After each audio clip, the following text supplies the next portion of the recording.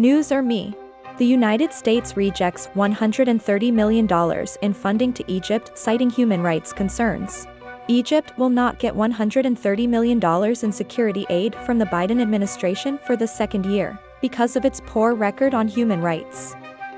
However, Egypt will get another $75 million because it has taken steps to free political prisoners.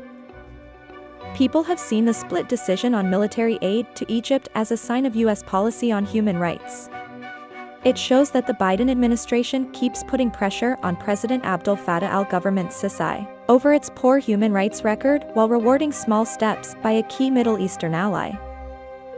The decision only affects a small part of the $1.3 billion in military aid that the U.S. gives to Egypt annually. Egypt's relationship with Israel is still a key part of how the U.S. deals with the region.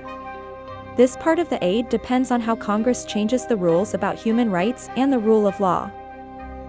In the future, the goal is to make more progress on the very serious human rights issues we're talking about today and to keep working together on a huge geopolitical agenda where Egypt plays a crucial role in calming down regional conflicts, according to a senior State Department official who, like other officials, spoke to reporters on the condition of anonymity because of department rules.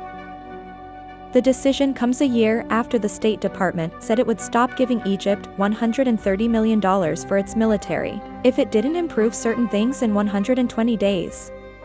Officials later decided that Egypt had not met this goal.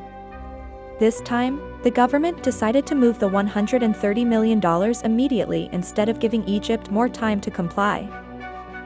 Officials defended their decision to give Egypt a separate $75 million aid package that had been subject to a different, narrower set of conditions from Congress about how prisoners should be treated.